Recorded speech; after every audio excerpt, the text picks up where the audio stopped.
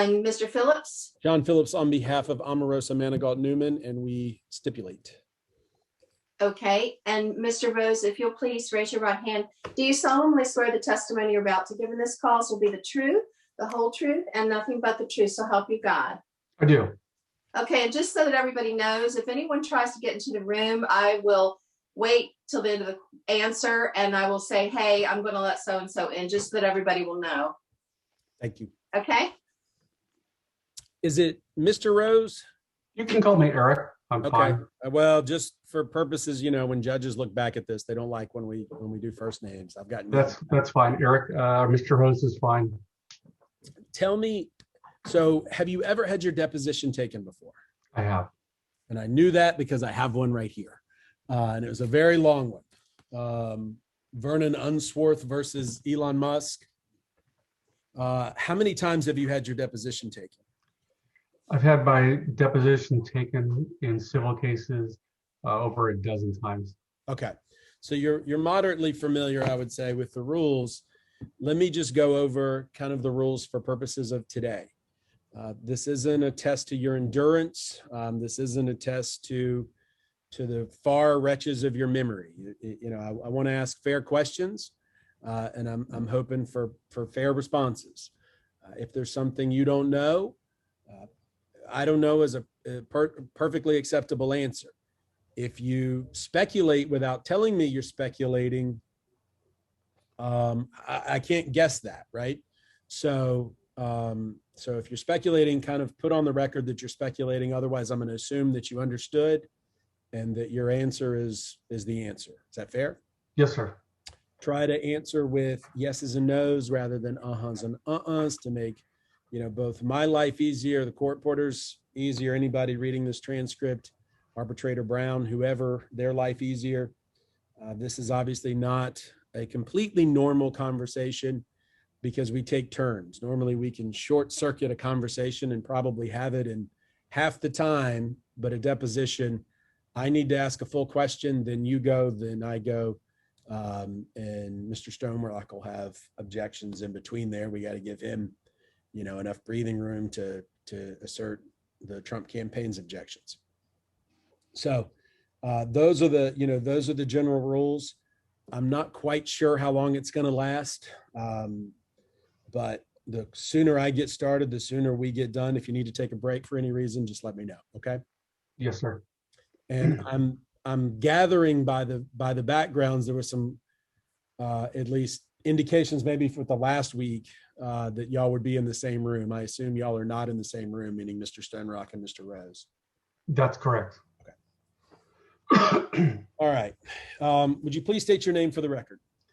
Eric, E-R-I-C, William, W-I-L-L-I-A-M, Rose, R-O-S-E. How are you employed, Mr. Rose? I'm a partner at a firm in Los Angeles called EKA. What does EKA stand for? It's a short for Englander, E-N-G-L-A-N-D-E-R, Knabe, K-N-A-B-E, and Allen. And so is it EKA? Yeah, EKA. What does EKA do? We're a government advocacy and public affairs firm. And what does Eric Rose do? I run the crisis management, litigation, communication, and really reputation management portion of our firm's business. What does that mean? I help clients who are in need of their reputation repair or have reputational concerns. And I also help clients with litigation and communications matters. Okay. When were you first employed by the Trump campaign or Mr. Harder's firm in this instance? I'd have to go back and look at the contract. I don't recall the date of when they retained my services.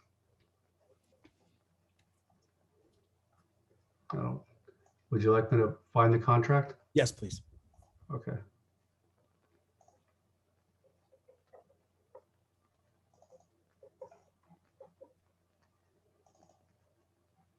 I can short circuit this, I think.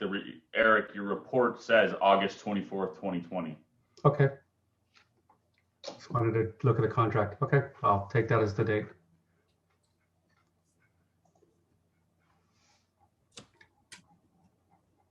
Who retains you? Ryan Stonerock retained my services on behalf of his firm. Okay. Who have you been compensated to date? I have. Well, the firm EKA has been compensated. Okay. Who paid that? Do you know? I don't know. Funny thing is, I never involved in the billing unless I get a note from our accounts folks that someone's late. So I'm not familiar with the accounting. I apologize. Okay, so you don't know whether the check came from Donald J. Trump for President, Inc. or Harder LLP? I do not. Okay. What are your current, what is your current total invoice that you've billed out on this case? I honestly don't know because, again, I apologize. I put in my hours into a timekeeping system and our billing department bills the client. The only way I get involved is if I'm noticed that a bill hasn't been paid. Okay. Do you have access to the timekeeping system to be able to give me that answer? I do not, but I can get you the answer. I see reports on a quarterly basis, and I believe it's a little over $10,000, but I don't have a precise figure. Okay. I can tell you what I bill per hour. $600 an hour? Yes, sir. Has that changed? It has not. Okay. Obviously, has that changed since you began this case in 2020? No. Okay. You think your total billings are a little over $10,000? I don't. It's over $10,000, and I don't have a number. Okay.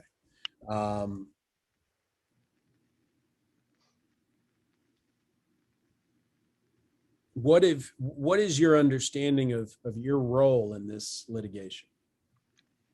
My role was extremely limited. It was a singular focus to look at the comments that Omarosa made to the media, the statements that she made, the 297 statements, if I remember the number correctly, and look at the corrective advertising to counter those statements. It was a very narrow, singular focus. Okay. Did you look at any of the statements made by anybody else? I did not. As I said, the focus was to look at those statements that Omarosa made. Okay. Have you been retained by Donald J. Trump for President, Inc. to look at any other cases or any other claims? Ryan, am I allowed to answer that question? Sure.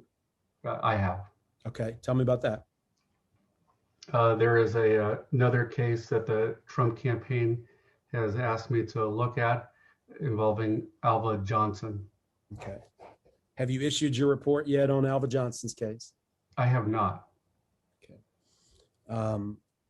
When it comes to obtaining the statements, you indicated 297 statements, which was attached as an exhibit to your report.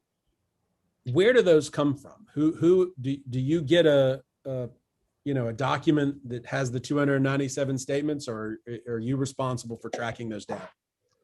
There was a document that was provided by the campaign, and it's reproduced exactly as it was produced to me in my report.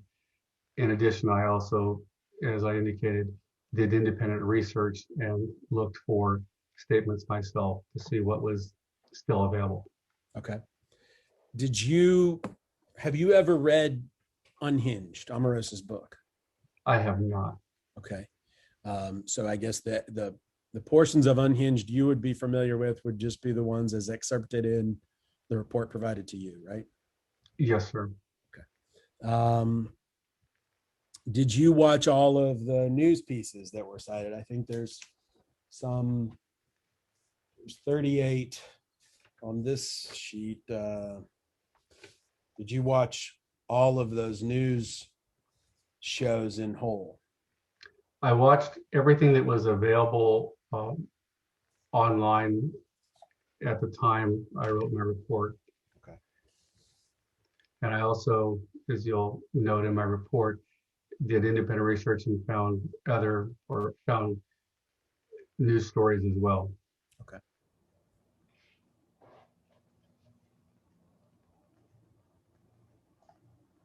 I think if I'm just scrolling through my report, I think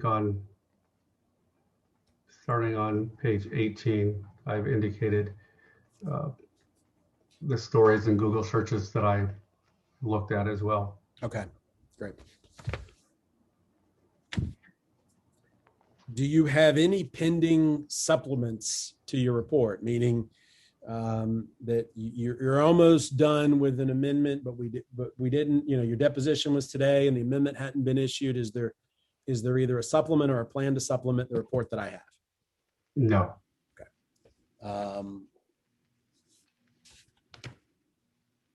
Do you have a deadline or a date that you plan to have Alva Johnson's report or the report related to Alva Johnson's comments done?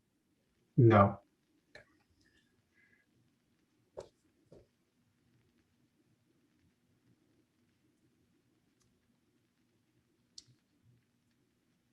Did you sign a non-disclosure agreement with Donald J. Trump for President, Inc. related to your work for Donald J. Trump for President, Inc.? Yes. Do you know how that differs from or is similar to the one signed by Omarosa Manigault Newman? I'm not a lawyer, so I couldn't answer that. Okay. My non-disclosure agreement is not to discuss cases that I'm working on for the law firm or for the campaign. Okay.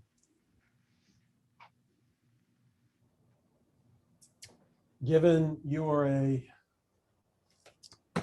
person who has signed a non-disclosure agreement with Donald J. Trump for President, Inc., have you had any discussions with any of the attorneys who are representing members of the either Jessica Denson or the class action seeking to invalidate those non-disclosure agreements? Objection, misstates his testimony. I've signed it, to be clear, and I apologize if I wasn't. My non-disclosure regarding campaign activities was made through the contract I made with the Harder Law Firm. Okay. So do you have that available to you? Let me see if it's in the files or if our accounting folks have it. Hold on.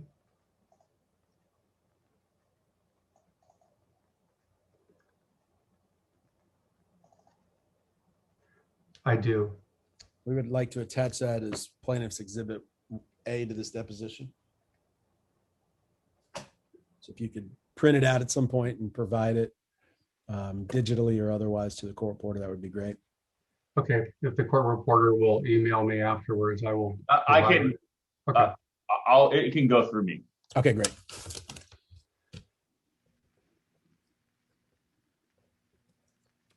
So, as you're aware, you have not signed an NDA with Donald J. Trump for President, Inc., but you have signed an NDA with Harder LLP. That's your understanding.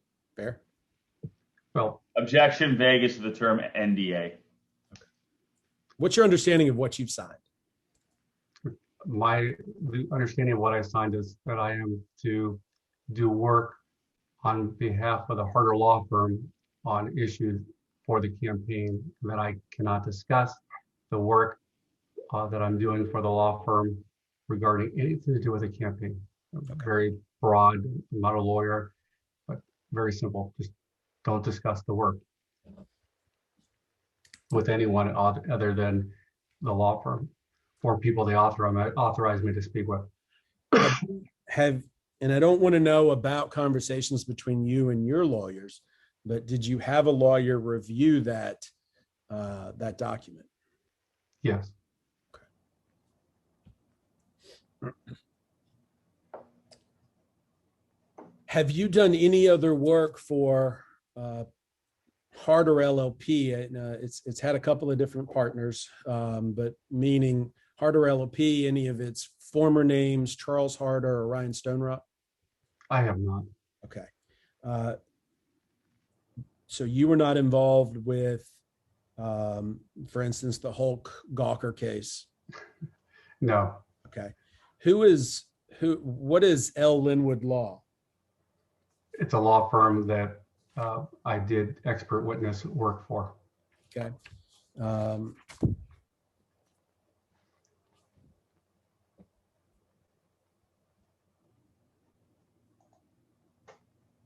Have you done any other consultant work for Donald Trump, Mike Pence, Trump campaign, Trump businesses, Pence businesses, any family or business relationship that you're aware of to Trump or Pence? Objection Absolutely. compound. You can answer, Eric. I'm sorry, Ryan. I said objection compound. You can answer. I have not. Okay.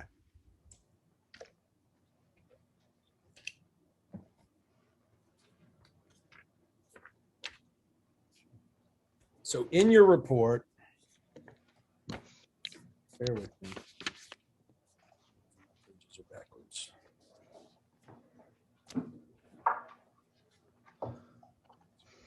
Okay. In your report, going to the conclusion,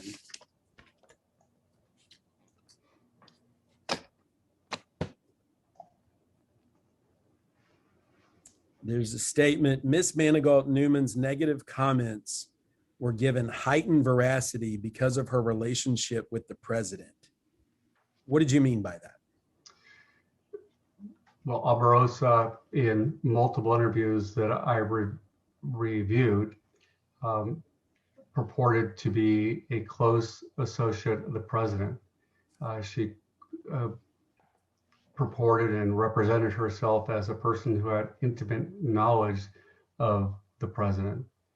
And therefore, she was very believable in her comments because of her closeness. She wasn't just a pundit or a person who wrote a book about the president. She's a person who stated over and over again about her close relationship to the president. Okay. Do you know how long Miss Manigault Newman and Mr. Trump have known each other? False for speculation. Wax foundation. Asked if he knows. I do not. Okay. Have you ever met Omarosa? I have not. Have you ever met Donald Trump? No. Are you a supporter of Donald Trump? Objection relevance. You can You answer. can answer, Eric. I am not a supporter of the president. Okay. Have you ever provided him financial support or his campaign financial support? Absolutely not. Okay. In fact, you believe he's a pathological liar, don't you? I do not believe he's a pathological liar. Did you not say on February 8th, 2020 that the president's a pathological liar?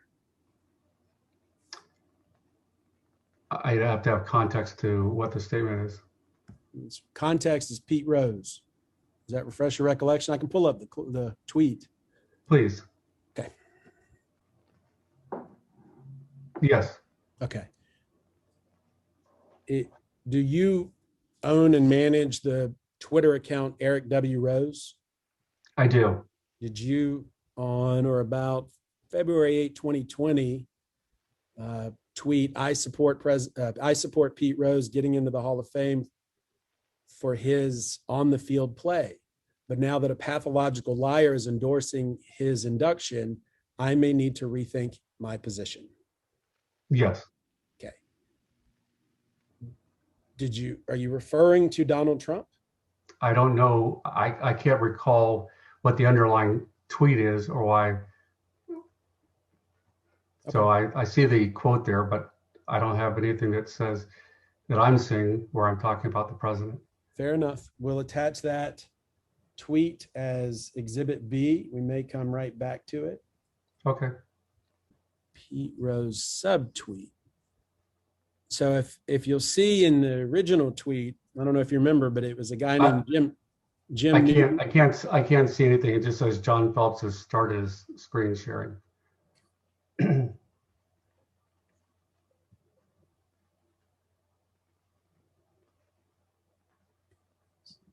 So do you see the original tweet? I do not. Okay. Oh, you do not. Well, come on. Let's see. Tell you what, I'm just going to share my desktop.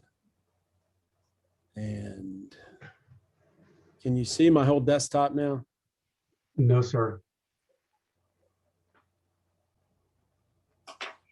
Okay. It is saying it's sharing a tweet. You don't see that right now? No, sir. We don't see it, John. Okay.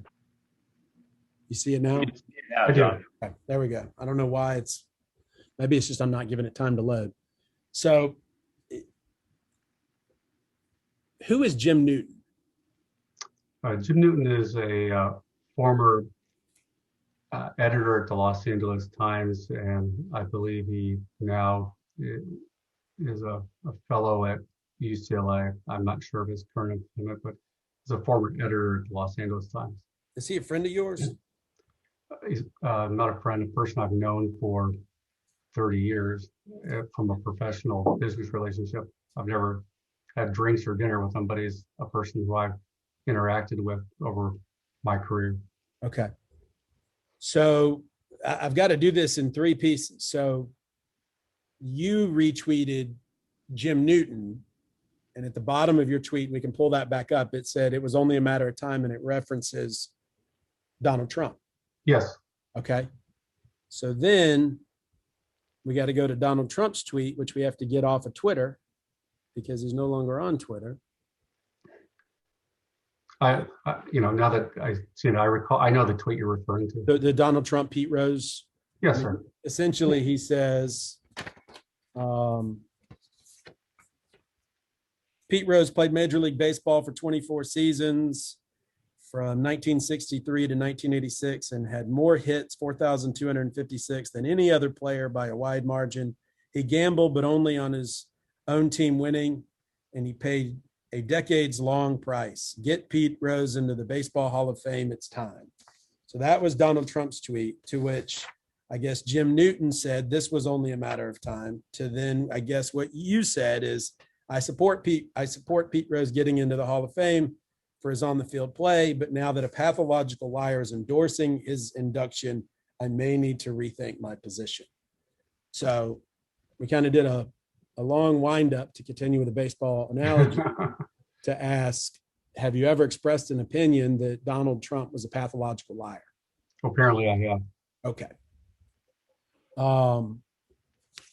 Do you feel that your words have heightened veracity because you're doing work as an expert for the Trump campaign? Objection, Vegas to time. I actually feel that my work for the Trump campaign is more believable and reliable because it's been known among my friends, my colleagues, and apparently my Twitter. I'm not a fan of the president, but my assignment here was very clear.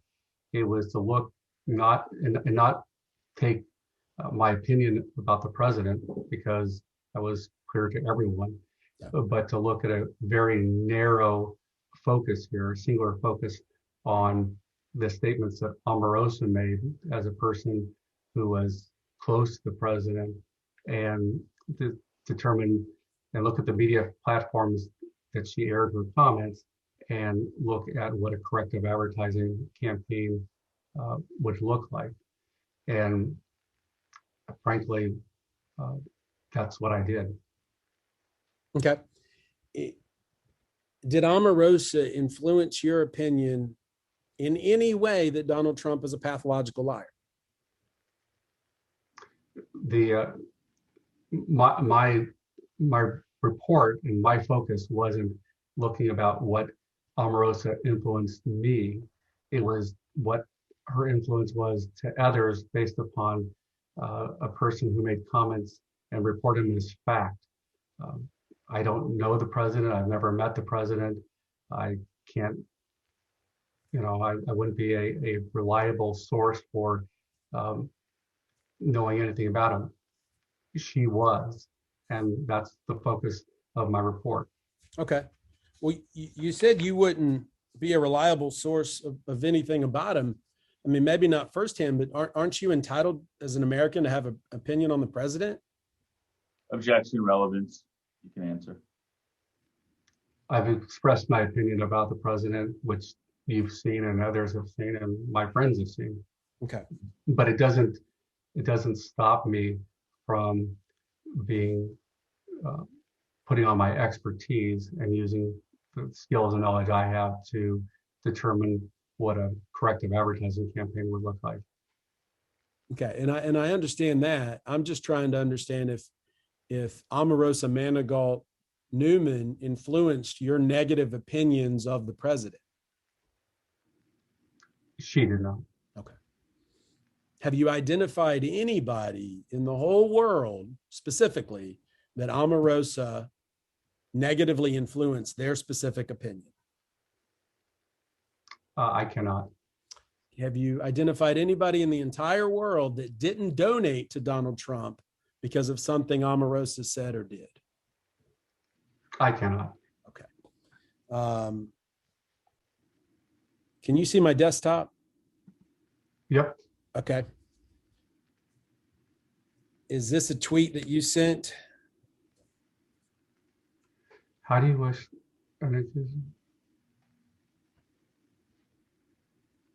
Yes.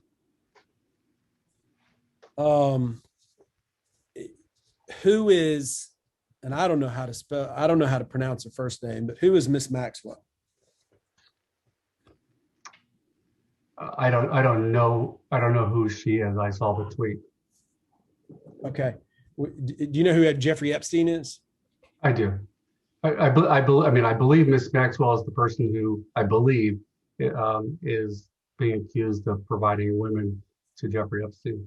Right. In the related article, it says that she was involved with recruiting and grooming girls as young as 14 into a circle of sex abuse. Now, those are allegations, but you know that's what the article said that is in the underlying tweet. Is that your understanding of who Ghislaine Maxwell is? Yes. Okay. And apparently Trump said, "But I wish her well, whatever it is." And was that what you were commenting about? This is an old tweet. I don't recall in the moment what I was. I think the tweet speaks for itself. Okay. Well, the subtweet under yours says one federal prosecutor on Trump's well wishes to Ghislaine Maxwell, and then there's a quote. So do you agree that we're referring to something Trump said about Miss Maxwell? Yes. Okay. And what did you mean by how do you wish an accused sex trafficker well? I think it speaks for itself. Okay, I agree. What did you mean by shocked he was able to refrain from using the word beautiful?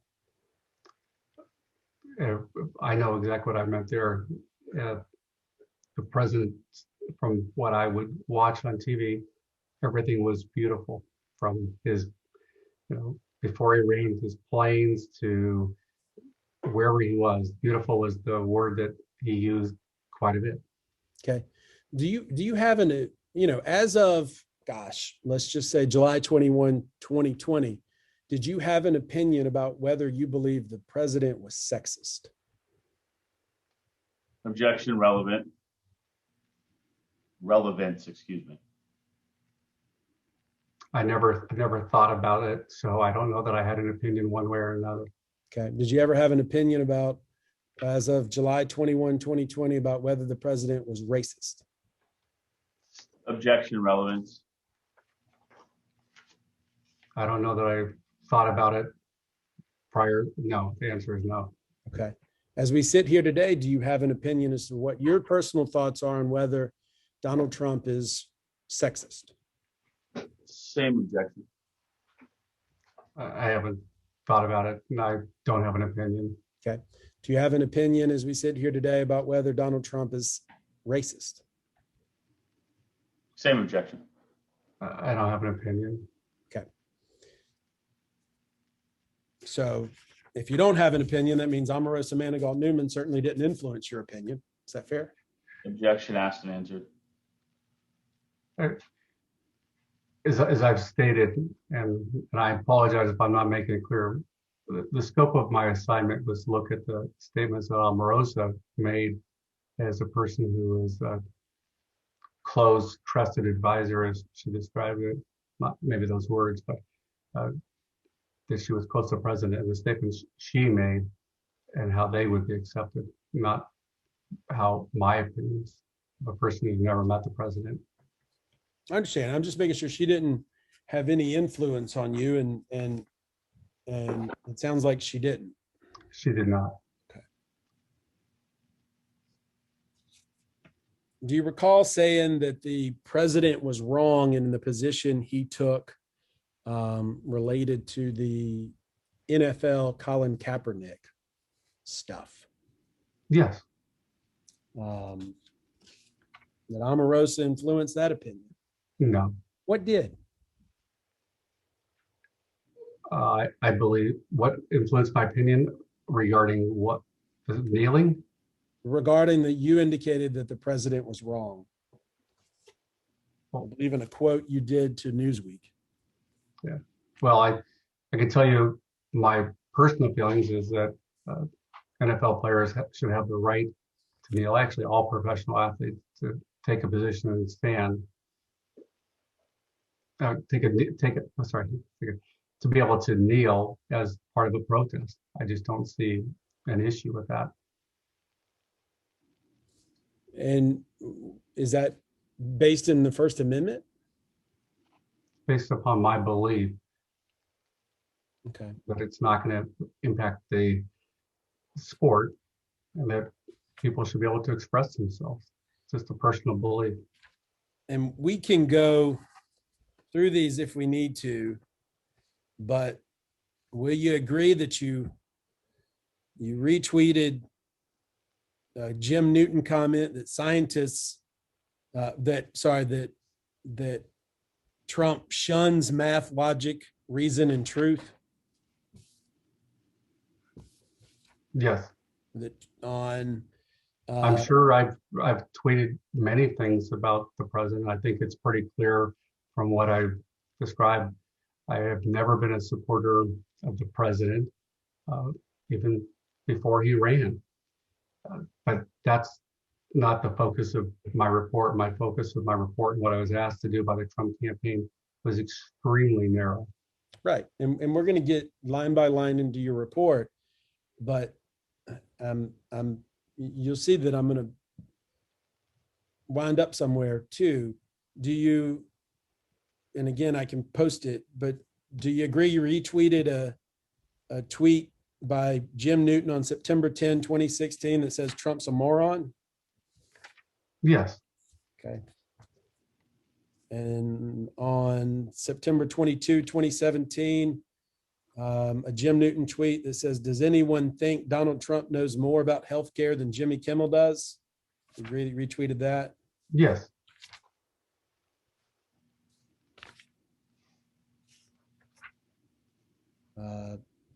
October 9, 2016, Jim Newton tweeted about the president being a bad person, and you retweeted that? Yes. Did you retweet those because you agreed with them? I wouldn't retweet something that I didn't agree with.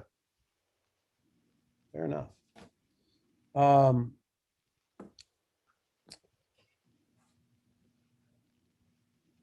Why is it that you're different than Omarosa? Why do you get to say Trump's a moron and Omarosa doesn't? Objection, calls for a legal conclusion, relevance, calls for speculation, incomplete, hypothetical. You can answer, Eric, if you know. Well,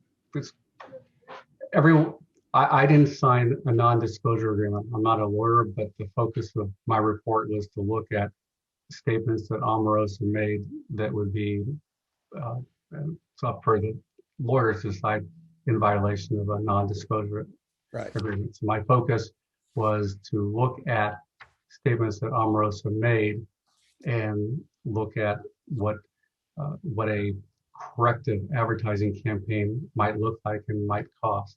So I think that's the difference. Okay.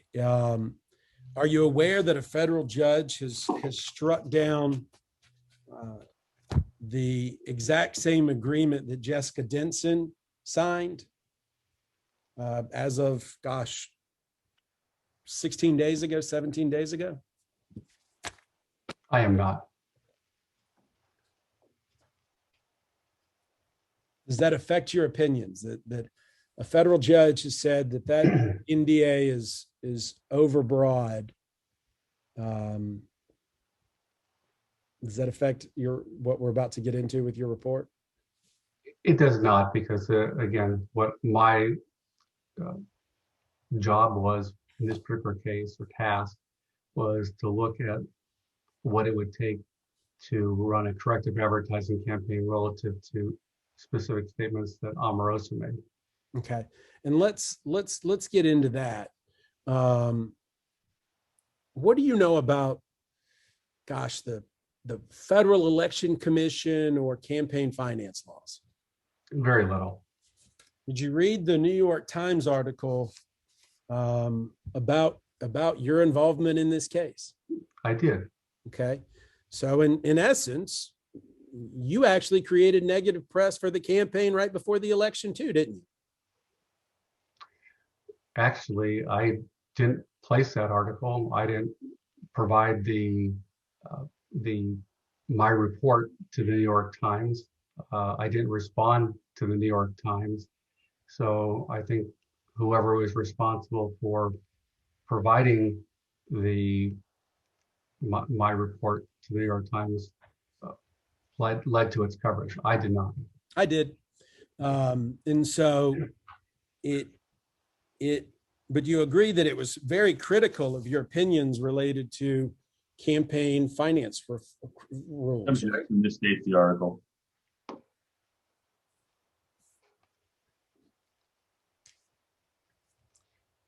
Do you know what the federal contribution limit is for a person? I do not. Also legal conclusion. Okay.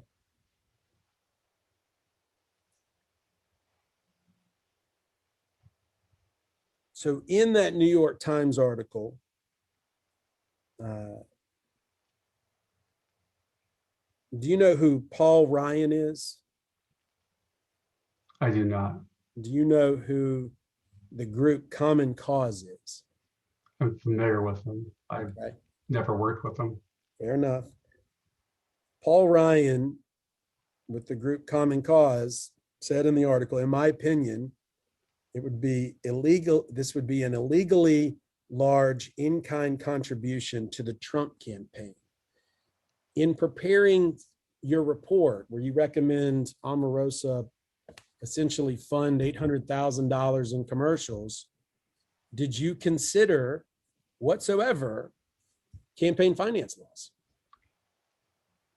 I did not, but I think that if I worded my report incorrectly, I think what I was really suggesting, and perhaps I wasn't as articulate as I could have been or as clear, is not that Omarosa pay, but it would be a cost to the campaign to pay for the corrective advertising.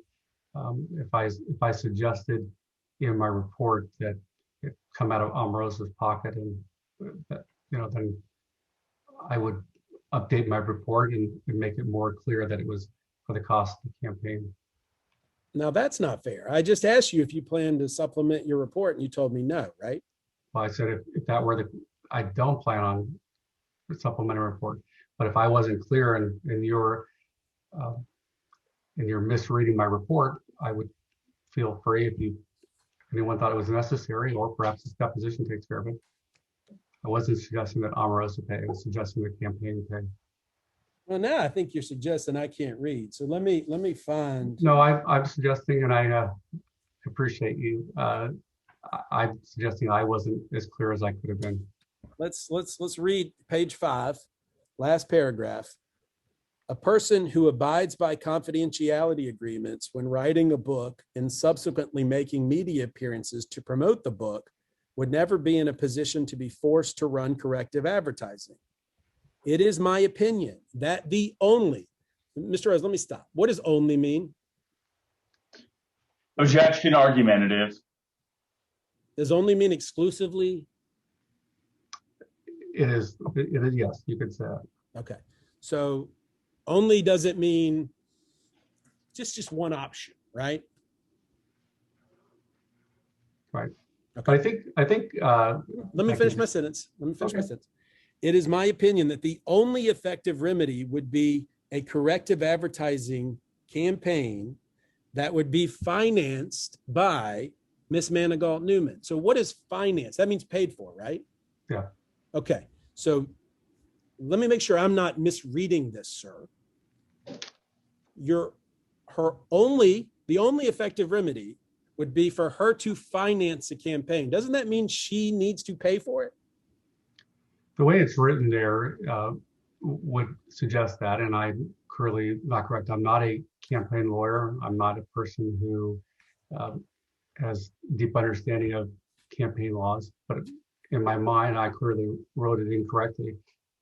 When I was writing this report, I was thinking about the Trump campaign, and it's obviously not clear here on the way I wrote it. Oh, I think it's very clear. I mean, you may have been wrong. You may have recommended an illegal measure, but how is that not clear? It is your opinion that the only effective remedy would be a corrective advertising campaign that would be financed by Miss Manigault Newman. Objection argumentative. Call for legal. Unclear? I'm sorry, was there a question? Is that unclear?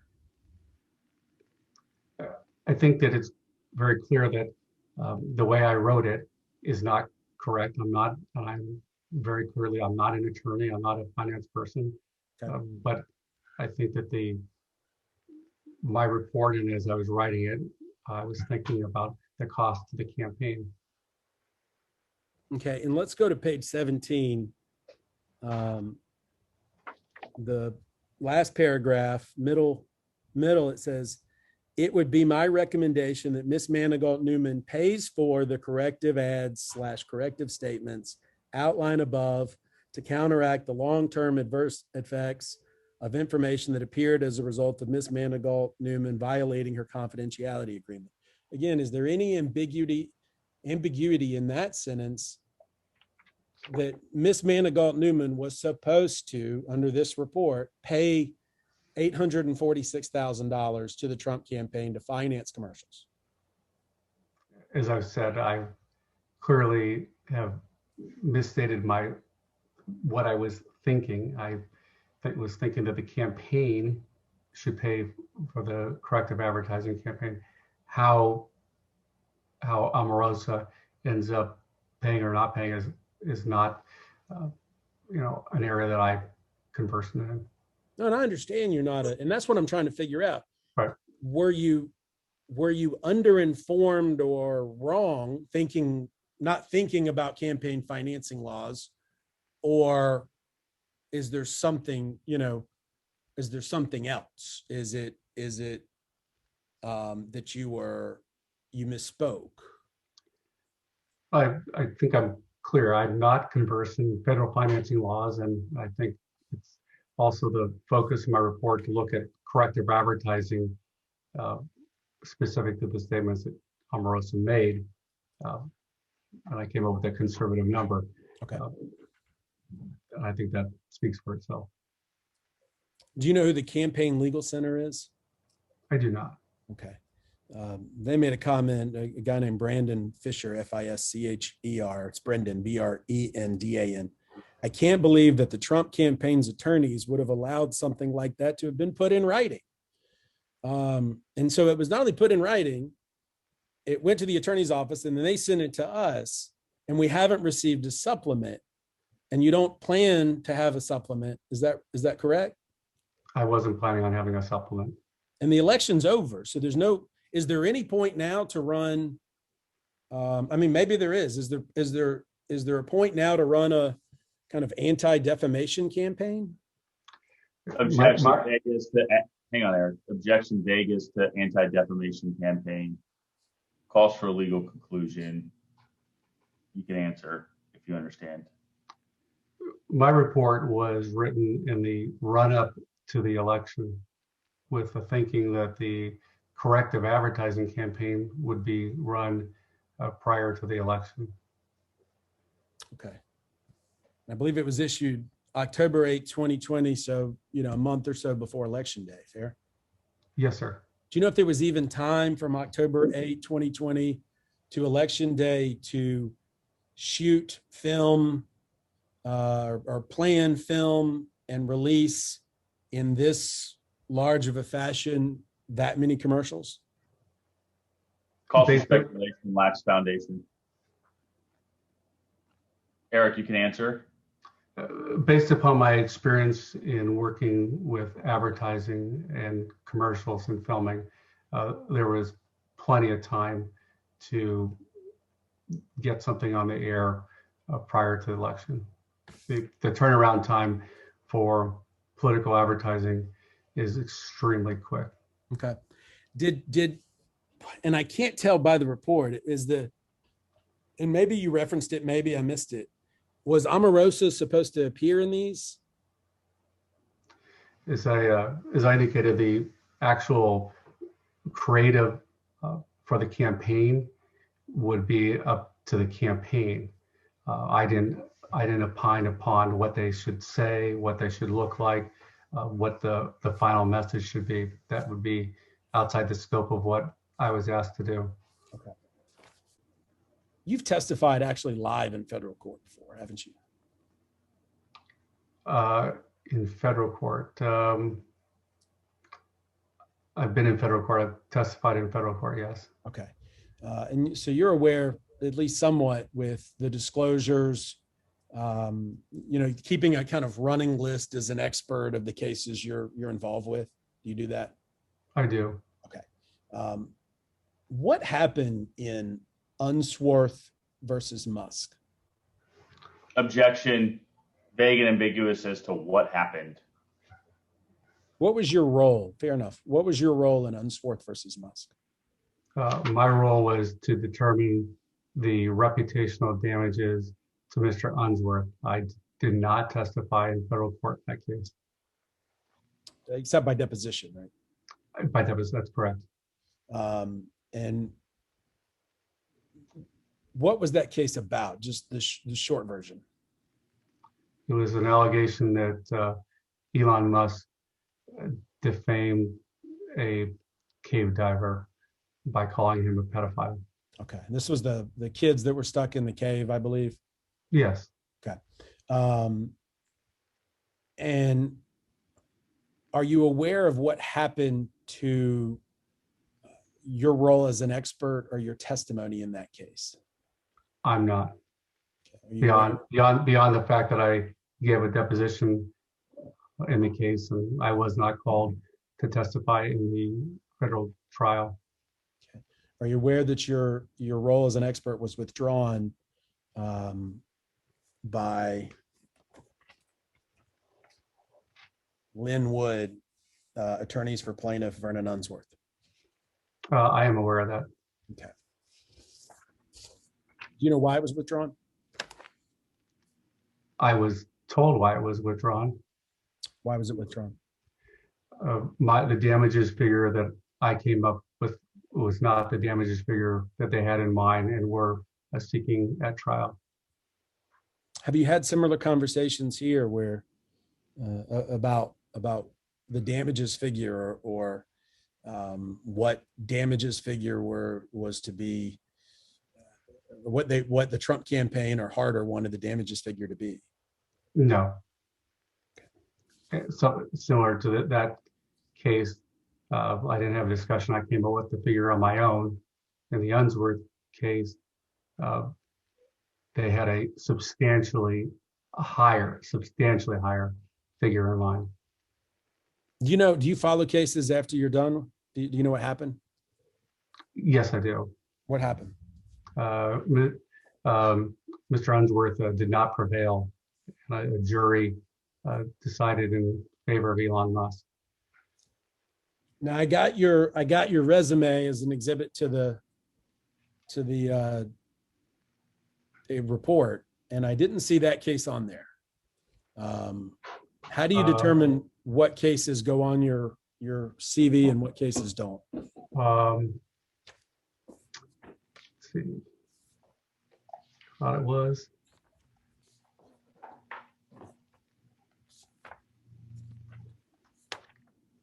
Well, it's on my current CV. I know it's on the CV that is in this report on page 66, sir.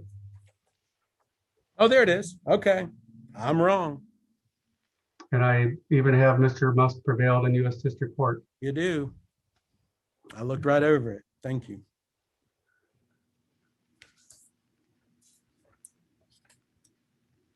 Is this every case that you've worked on?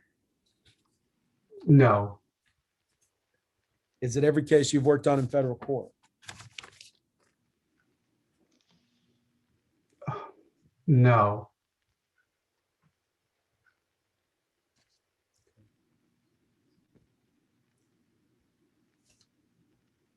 What time is it? Let's do this. Let's take a 5-10 minute break, and I don't have a whole lot left. So, I mean, we're probably an hour or less from being done, but if I can take a break, get organized. Second cup of coffee. Yep. John, why don't we come back at 9:15 our time, 12:15 your time? Sounds good, Ryan. Okay, thanks. Mr. Rose, page 6 and page 15 indicate states that this campaign should be broadcast in or focused in. Do you have that portion of your report? I do. Okay. Are those intended to be the same? Because I noticed in page 15, Maine is dropped off and Wisconsin is added in. They were intended to be the same, and I'm sure a mistake. They were intended to be the answers. They were intended to be the same. Okay. How did you come up with those states? Well, I tried. My first goal was to look at the advertising on where Omarosa's statements appeared, and then try to put together a campaign that would have advertisements that would air in similar places in terms of TV stations, newspapers, online. And when I first did that, and I looked at a robust buy, the number was significantly higher. I mean, in the millions of dollars. And then what I decided to do was, and I don't know if the campaign or the attorneys were happy with me with this, is I tried to say, okay, if you're really doing a corrective advertising campaign, where would you really need to go in advertise? And so I read some articles and said these were kind of the states that were being contested. It was widely known that these were the hotly contested states, according to political pundits. I'm not one. So right. What I then did is try to look at a advertising buy that was limited to buying ads that would appear in the states that were, by all accounts, from the political pundits, hotly contested. Well, and that's where I was going to try to get you with my question is I didn't know if you intentionally included battleground states or if you were trying to come up with a metric based upon some sort of demographics. But it seems like you were looking for the tighter races. Fair? Yeah, that's a fair statement. I was trying to have a number that the campaign would spend in advertising to reach people where it mattered the most. You know, for example, you don't see California on here, and California would have significantly driven up the advertising costs because it's just expensive to advertise in the Golden State. So it's trying to think of what is the most conservative way to put together an advertising campaign. That's the reason why I showed these states in the report. Is I didn't want anyone to read the report and say, wow, you can do ads in the publications and TV stations and online that I recommended for the cost that I suggested is necessary.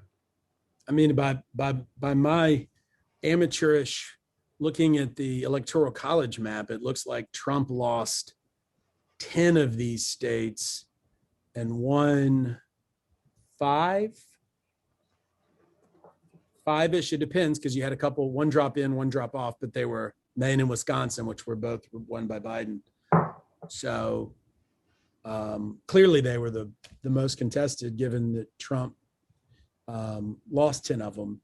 Do you have an opinion as to whether the lack of airing this campaign affected those races in those states? Objection, incomplete, hypothetical. Calls for speculation, lacks foundation. You can answer, Eric, if you do. I don't know. I don't have any knowledge. I don't have any way to say for certain that the campaign would have benefited by having them. I certainly believe they would have. That's why I made the recommendation in the run-up to the election. But I don't know. I can't say that it would have impacted the outcome one way or another, because I don't know that anyone can say with certainty that would happen one way or another. Is there any Trump ad that could be created that would have made you vote for him? Incomplete, hypothetical, calls for speculation, lacks foundation, relevance. You can answer, Eric, if you can. Well, my personal beliefs are well known, and I was not what they would call a persuadable voter. I wasn't an undecided voter, which is really or a person the ads would be reaching, because I had made up my mind. I made up my mind when he ran the very first time. So, and you've gone on CNN. I'm not I would say I'm not a persuadable, to answer your question, I'm not a persuadable person, but the ads that I had in mind were for people who would be persuadable in those battleground states, who might be influenced by the statements that Omarosa made. Assuming they saw them.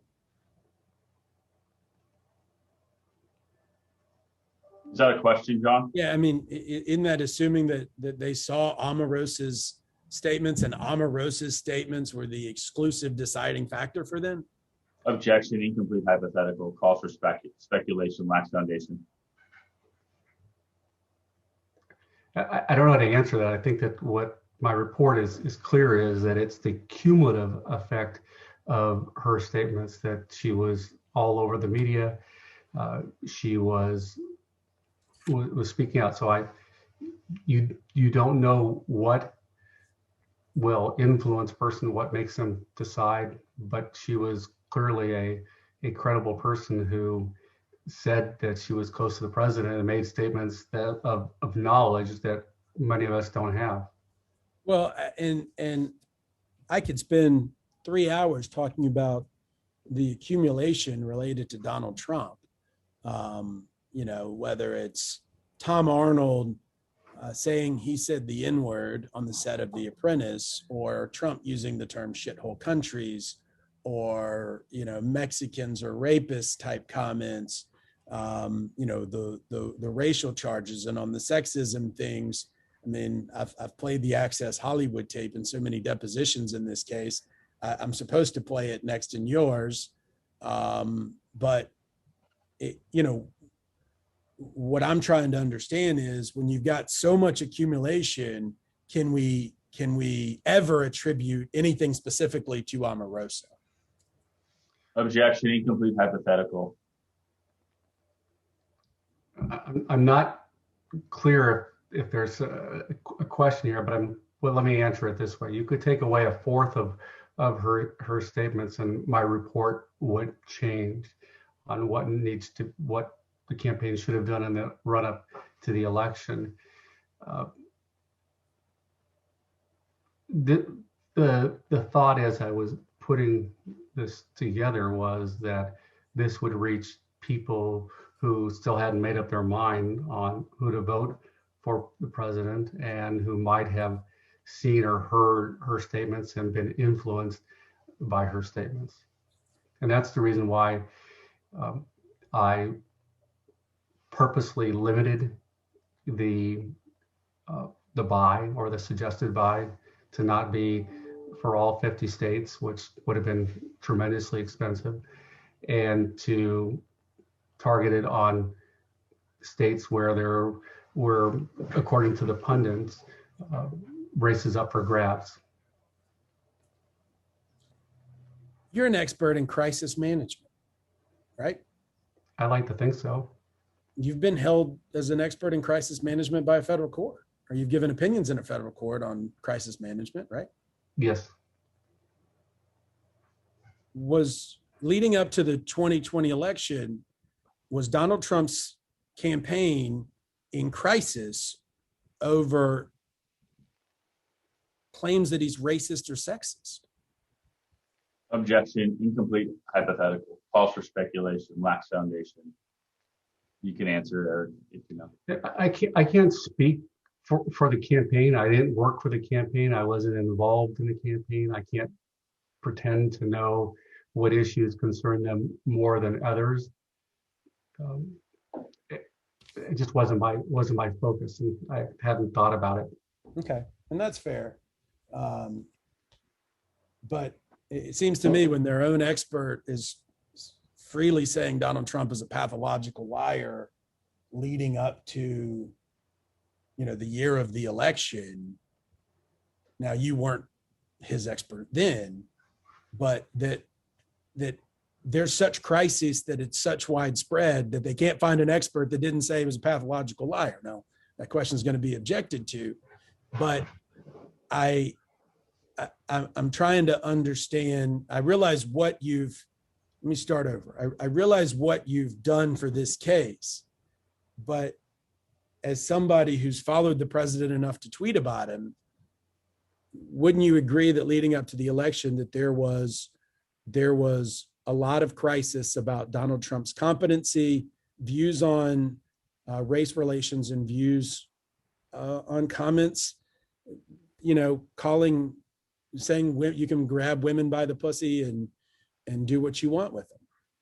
Objection, vague and ambiguous. The entire question, I don't fully understand. Calls for speculation, lacks foundation, incomplete, hypothetical. Eric, if you understand the question, you can answer it. I'm not entirely clear, but let me answer it this way. My reporting, as I focus on my report and what I know and how I looked at this case, is where were there potentially undecided voters in states that were contested, and who would be or possibly could be influenced by someone who was purportedly a person who knew the president well and whose comments would be accepted as fact. And to my comments that are well known, I don't know if people accepted them as fact. If you look at my history, my tweets, a lot of hyperbole, but it's irrelevant to what I or anyone else believes. It's my focus in this was, what would people think or believe from Omarosa, who put herself out there, whether she was or not, and I don't know, as a close confidant of the president. What, on that same note, what recommendations do you plan to make as far as how Alva Johnson financially damaged the campaign? Objection, attorney work product, calls for premature disclosure of expert witness testimony in another matter. I'm going to instruct Mr. Rose on to answer. Okay.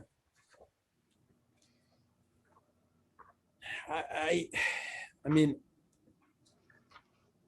Okay, I understand that you don't know Donald Trump. You've never worked for Donald Trump. So your opinions have less weight. Fair. Objection, incomplete hypothetical, calls for speculation, lacks foundation. You can answer, Eric. I didn't ask a question yet. I think I was just repeating what he said. But did you read any of the other books written about Donald Trump? I have not. Okay. You aware his own family wrote a book saying he was racist? Objection, Vegas to family. I'm aware that there have been books written by a number of people. I haven't read any of them. I haven't read reviews of any of them. I'm not aware of what his family members may or may not have said. You aware of his impeachment? Of course. You aware of the Mueller investigation? I think you even tweeted about it. Of course. Have you ever read any of Noel Kassler's tweets? He's a comedian. I may have. I mean, on Twitter, I may have read. I don't recall. Is there a specific one you're referring to? Aware of who Stormy Daniels is? Yes. Aware Stormy Daniels wrote a book talking about her sexploits with the former president. I wasn't aware she wrote a book, but I'm aware she's commented about the president. Aware that Trump's niece has sued Donald Trump for allegedly defrauding her out of tens of millions of dollars. I've seen the headlines. I haven't read the stories. Aware of some of the other lawsuits that were pending at the time, October, November of 2020. Objection, vague and ambiguous as to other lawsuits. Calls for speculation, lacks foundation. I'm not sure I understand. I apologize. I'm not sure I saw a question there. Okay. Are you aware that Trump's campaign is still actually being investigated about campaign finance issues related to how they spent money making and promoting commercials? Objection, calls for speculation, lacks foundation, incomplete hypothetical. I'm not aware. You're aware of all the things that are pretty darn nasty that other members of his cabinet have said, from calling him a moron to saying that people kept the secrets away from him? Have you heard any of that? Objection, compound, calls for speculation, lacks foundation, Vegas, they're pretty darn nasty. You can answer, Eric. I've heard a variety of people speak not in positive light about the president. That were closer to him in some instances, blood, than Omarosa Manigault Newman. Calls for speculation, lacks foundation, vague and ambiguous as to closer to him.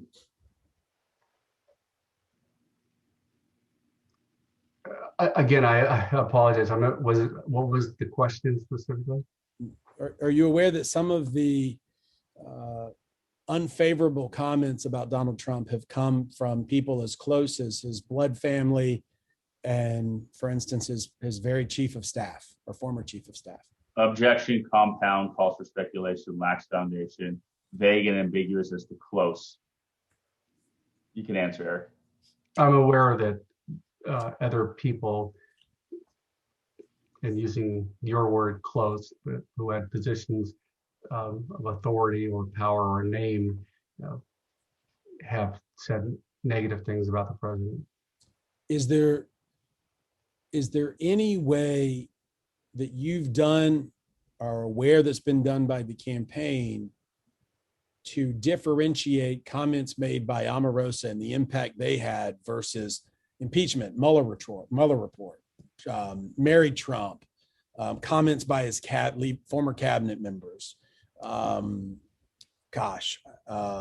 Stormy Daniels saying that he had a mushroom-shaped penis, or or Access Hollywood tapes talking about grabbing women by the pussy, or shithole countries, or all of the things, Mexicans are rapists. Is there any way to differentiate Omarosa's comments from all of the other negative comments insofar as what impact it'll have if you run this commercial campaign?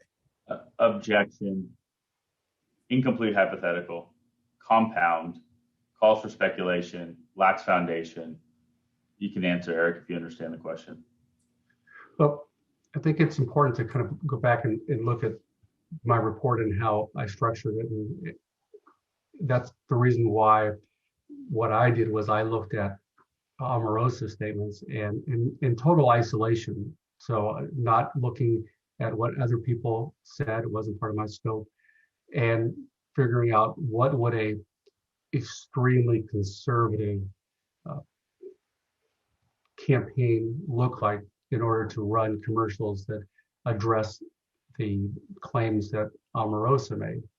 And that's the reason why it's extremely small. Had I even wanted to address it in a wider range, then I would have really looked at every single statement she made, every place she was, and had a kind of a full campaign. But I didn't think it was as fair, and I'm not sure the campaign appreciated it, but I was very narrow and focused. But the number could have been substantially higher, but I had to be able to say to myself, okay, my job was to look at Omarosa's statements and what was necessary to counter her statements. And so therefore, I just threw out states that I thought were lost and focused in on what an advertising campaign might look like in areas where the president still had a chance to gain undecided voters. I don't know if that answers your question. It does and it doesn't. So let me ask a new question. In Unsworth versus Musk, there was only the only comments that about Unsworth being an alleged pedophile were coming from Musk, right? That's correct. Okay. The comments about Donald Trump being racist or sexist aren't just coming from Omarosa, correct? That's correct. So I don't understand how you can apply the same metric or isolate Omarosa.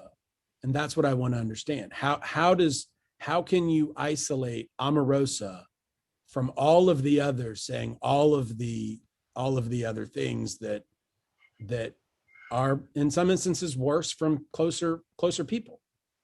Objection. Calls for speculation, lacks foundation, incomplete hypothetical.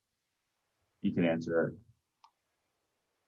Well, I don't know that you ever could, and that's, I think, the reason why. Well, I know that's the reason why I had a very rifle approach to my recommendations and to look at the statements that she made and figure out if we were to address, if the campaign were to address those statements, what sort of advertising campaign, what would it look like? How would we try to reach people? And I don't know this because I don't know the advertising buy that the campaign made, but I'll give you one example. I would be highly doubtful that the campaign was buying ads on, Jimmy Kimmel or some of the places that were, I watched Jimmy Kimmel, so I know we're not friendly to the president. But there are still people there who are undecided voters who might have been influenced by statements. So just as one example, running an ad in those states on a TV station or a website where the campaign might not normally run campaign ads. But there's no way. My goal was corrective advertising. Right. But the specific target of the corrective advertising or reason for the corrective advertising was Omarosa Manigault Newman. And I guess what I'm trying to understand is how you can reach that conclusion compared to an example like Unsworth, where there's one statement by one person, when you have nightly media reporting a host of different lawsuits and statements? Is there a way to differentiate that this was because of Omarosa? Objection, incomplete hypothetical, compound, calls for speculation, lacks foundation. You can answer. Yeah, and I don't know how to answer it other than to say what I looked at and what I did, which was look at her statements and not any one statement, but not in isolation, but the collective statements, and figure out what sort of corrective advertising campaign would address what she said. Clearly other people were saying other things, but I was focused singular on her statements and what you might need to do, the campaign should do in the run up to the election to address her statements. You gave a statement to, and again, I can pull it up, but a January 15, 2021 article called "What Will Become of the Trump Brand After He Leaves Office?" Yes. I believe you said, and again, I can pull it up, what you are going to see is the unwillingness of corporate America to stay at some of his branded facilities or to play golf in Trump golf courses or to engage in any business activities with the Trump brand, said Eric Rose, a partner at the lobbying and communications crisis firm at EKA. Does that sound Right. like what you said? Oh yeah, that was with the Los Angeles Times and Hugo Martin, the business reporter. Okay. Why would you expect there to be an unwillingness of corporate America to stay at some of the branded facilities or participate in the Trump brand? Well, I think you have to take into context of when I made that statement. That was after the election, so it's post-election. My report was in the run-up to the election, and this was in the aftermath of what occurred in Washington, D.C. And I joke with people. What I said was what I affectionately call more of the obvious moo. There are brands that, because of what occurred in Washington with the riots, and people who associated it with the president, and people not wanting to associate with the president on that very specific issue. And that was the context of the question from Hugo. And I think it's obvious, just as it's obvious today that people are staying away from Georgia because of what they've done with their Voting Rights Act. The people just don't want to associate with brands or entities that are in a particular state. You see Major League Baseball doing that. And I thought that corporations would want to, out of an abundance of caution, because that's what people do, is not associate with a brand that some people post-election had attributed to the president. Does that have anything to do with Omarosa? No, but neither did your question.